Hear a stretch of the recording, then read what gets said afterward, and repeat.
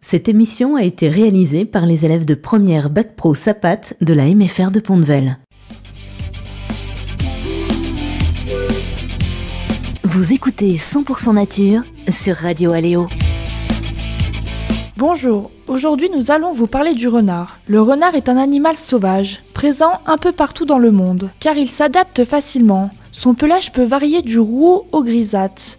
Sa queue est longue, touffue et blanche à l'extrémité. Ses oreilles sont droites et pointues. C'est un animal qui a la réputation d'être rusé et espiègle. C'est un chasseur redoutable. Certains le voient comme un nuisible et d'autres pensent qu'il a un rôle essentiel au niveau de la biodiversité. Cela pose la question de la cohabitation entre l'homme et un prédateur comme le renard. Aujourd'hui, pour tenter de répondre à ces questions, nous accueillons Aurélien Bornet. Il est directeur de la Fédération départementale des chasseurs de l'Ain. Bonjour Aurélien. Bonjour. Beaucoup de personnes disent que le renard est rusé et espiègle. Pouvez-vous nous expliquer pourquoi ?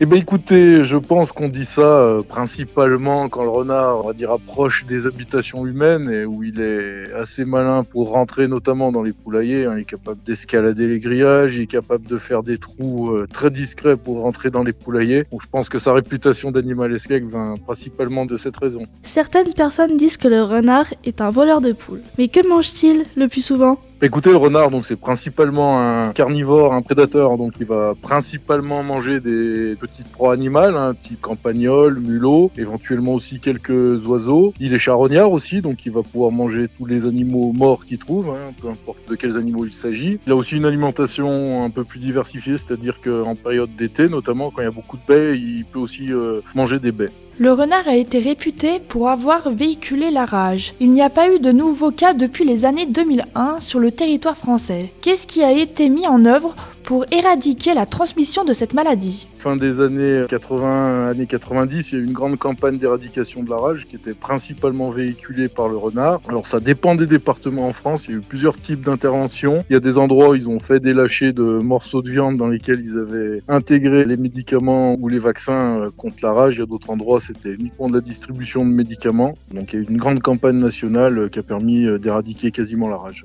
Les chasseurs considèrent que le renard est un nuisible, car il s'en prend au petit gibier. D'autres prétendent qu'il est utile. Que dit la loi en France ? Alors, je vais reprendre déjà votre question, puisque non, les chasseurs ne disent pas que le renard est nuisible. De toute façon, il n'y a pas que les chasseurs qui disent que le renard peut être nuisible. On considère le renard comme une espèce qui peut occasionner des dégâts. C'est ce qu'on appelle les ésodes, dans le langage un peu vulgaire de nos métiers. Des espèces susceptibles d'occasionner des dégâts. Le renard, il n'est pas nuisible en lui-même. Il peut être nuisible quand il va approcher des différents élevages de volailles. C'est le cas, nous, dans le département de l'Ain, dans la Bresse, on a beaucoup d'élevages de volailles, donc ça a tendance à attirer pas mal de renards pour une nourriture un peu facile, on va dire. Puis ça peut être le cas aussi sur les élevages des particuliers dans les villages, principalement, où le renard peut s'approcher pleinement des habitations pour aller se servir dans les poulaillers. Donc c'est en cette mesure qu'on peut le considérer en certains endroits qu'il est nuisible. Il va rentrer en concurrence avec l'homme et notamment avec les activités d'élevage. Alors concernant la loi, le renard, c'est une espèce qui est susceptible d'être classée ésode au niveau national. Et après, c'est chaque préfet de chaque département qui décide de le classer ou pas. Dans l'Ain, le renard, il est classé ésode. Alors, qu'est-ce que ça signifie ? Alors, ça signifie déjà que le renard, il est chassable toute l'année en période de chasse. Donc, les chasseurs ont le droit de chasser le renard. Et hors période de chasse, pendant la fermeture de chasse, la préfecture peut délivrer des autorisations de destruction, sur des cas bien particuliers, là où il pose problème. C'est principalement le cas dans les endroits où il y a des gros élevages de volailles. On peut lire qu'environ 500 à 600 000 renards sont prélevés chaque année en France. Connaissez-vous le nombre de renards présents sur le territoire ou dans le département de l'Ain ? Comment fait-on pour les compter ? C'est très difficile à estimer précisément le nombre de renards présents. Le chiffre n'est pas vraiment connu. On se base sur des estimations. Pour permettre de compter puis de voir un petit peu comment évolue la population, nous on effectue plusieurs fois par an des comptages où on compte tous les animaux présents et notamment les renards. Alors les comptages ils se font de nuit en éclairage. Donc c'est des parcours qu'on fait en voiture avec 2 personnes qui éclairent de chaque côté. On compte tous les animaux et donc on compte aussi les renards. Ça permet pas de connaître le nombre précis de renards présents et ça permet d'une année à l'autre de voir l'évolution du nombre de renards. Si une année année on en compte 100 sur un circuit, puis que l'année d'après on en compte 200, on sait que la population de renards, elle a augmenté. Alors, on peut pas dire qu'il y en a 100, on peut pas dire qu'il y en a 200, mais on sait qu'il y a une évolution à la hausse. C'est à peu près comme ça qu'on se base pour avoir des chiffres à peu près sur les effectifs de renards, mais voilà, c'est impossible clairement d'avoir le chiffre exact de renards présents sur un territoire. Pouvez-vous nous expliquer pourquoi il faut réguler les populations de renards ?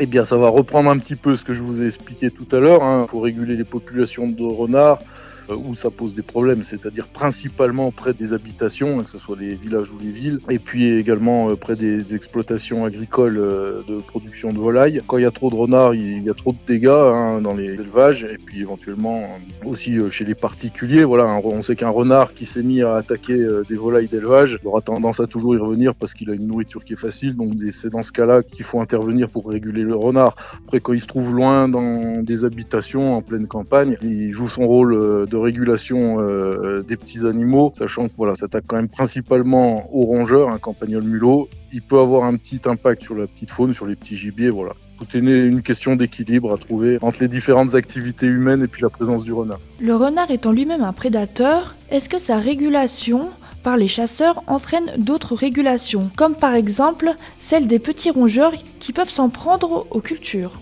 Alors effectivement, en tant que prédateur, quand on va le réguler, il y aura effectivement un impact sur les populations de ses proies. Pour apporter une petite précision, il n'y a pas que les chasseurs qui régulent les renards. La préfecture missionne souvent les lieutenants de louveterie pour aller faire ces régulations. Certains endroits, pleine campagne, on peut voir que quand il y a moins de renards, il peut y avoir une explosion des populations de mulots, de campagnols, tous ces petits rongeurs qui peuvent poser des problèmes puisque plus il y a de rongeurs, plus les prairies et les cultures sont abîmées. Donc c'est toujours pareil, ça va avoir un impact négatif sur les cultures agricoles. Aujourd'hui, comment et quand a-t-on le droit de chasser le renard en France ? Pour chasser le renard, c'est uniquement en période de chasse, c'est-à-dire de l'ouverture générale qui est au mois de septembre, à la fermeture générale qui est fin février. Après, les préfets de département peuvent donner des dérogations pour élargir un petit peu cette période de chasse, pour la caler sur la période du sanglier notamment qui est un petit peu plus large. Et après, le reste de l'année, on ne parle plus de chasse. Et là, c'est plus les chasseurs qui interviennent. En période de fermeture de chasse, on va être sur de la destruction des renards sous autorisation de la préfecture, qui peut se faire à la fois par des chasseurs, par des gardes-chasse, par les piégeurs agréés et par les lieutenants de louveterie.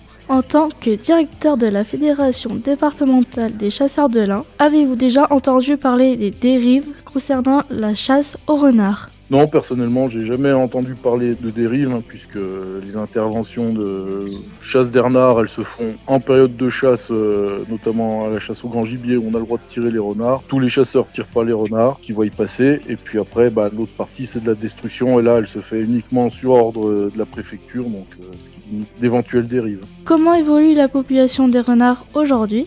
Aujourd'hui, alors à cette année, on sait qu'elle est en légère augmentation, la population de renards. On en voit plus que les années précédentes. On pense que c'est principalement lié aux 2 années de Covid qui ont empêché les personnes chargées de sa régulation de pouvoir effectuer la régulation en aussi grand nombre que les années précédentes. On sait que cette année, on a observé qu'il y avait quand même pas mal de renards, donc on pense qu'elle est en très légère augmentation cette année. J'ai vu un reportage qui montrait en Angleterre de nombreux renards en ville. Il y en aurait environ 10 000 à Londres. On en voit aussi dans certaines villes en France. Pouvez-vous nous expliquer ce phénomène ?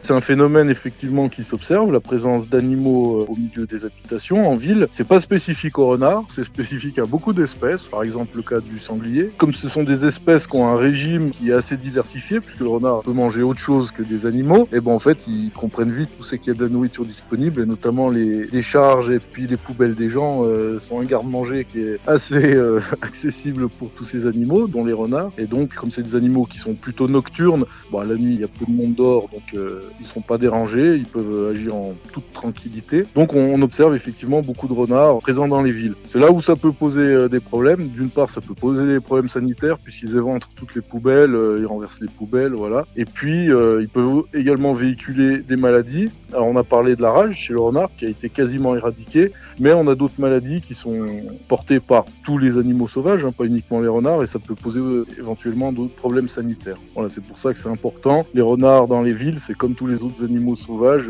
c'est une question à se poser, c'est est-ce que c'est possible de les laisser ou est-ce qu'il faut à ce moment-là intervenir pour soit les déplacer, soit malheureusement les détruire. À votre avis, les hommes pourraient-ils un jour cohabiter avec les renards sans avoir à les réguler ? Si oui ou non, pouvez-vous nous expliquer pourquoi ? Je pense que, comme je viens de vous l'expliquer, voilà, quand le renard approche trop près des villes et trop près des différents élevages, la cohabitation elle est difficile pour des raisons sanitaires, pour des raisons d'activité humaine qui peuvent être mises en péril. Donc c'est à ce moment-là qu'il faut intervenir pour le réguler. Les renards qui sont en pleine campagne, voilà, tant que la population elle est pas trop importante, on peut très bien vivre avec. C'est toujours la question de la présence des animaux sauvages dans les villes et près des exploitations agricoles qui pose la question. À l'heure actuelle, c'est compliqué de faire comprendre, par exemple, on va prendre le cas chez nous, aux éleveurs de volailles de la Bresse, qu'on n'irait plus réguler les renards autour de leurs exploitations. Voilà, sinon ça entraînerait de trop grosses pertes pour eux, à la fois par la prédation directe du renard, puis après par le dérangement et le stress que subissent les volailles quand le renard attaque. Oui, on peut cohabiter avec le renard quand il est dans les milieux naturels, en pleine campagne. Après, voilà, proche des activités humaines, que ce soit les exploitations ou les villes, c'est compliqué de laisser faire les populations de renards comme ça sans avoir à faire quelques interventions pour les réguler. Nous remercions Aurélien Bornet, directeur de la Fédération départementale des chasseurs de l'Ain. Merci d'avoir répondu à nos questions. Pour en savoir plus, rendez-vous sur le site de la Fédération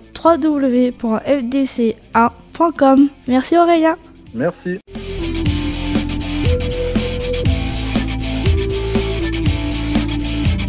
C'était 100% nature sur Radio Aléo. Retrouvez cette émission sur notre site internet radioaléo.fr.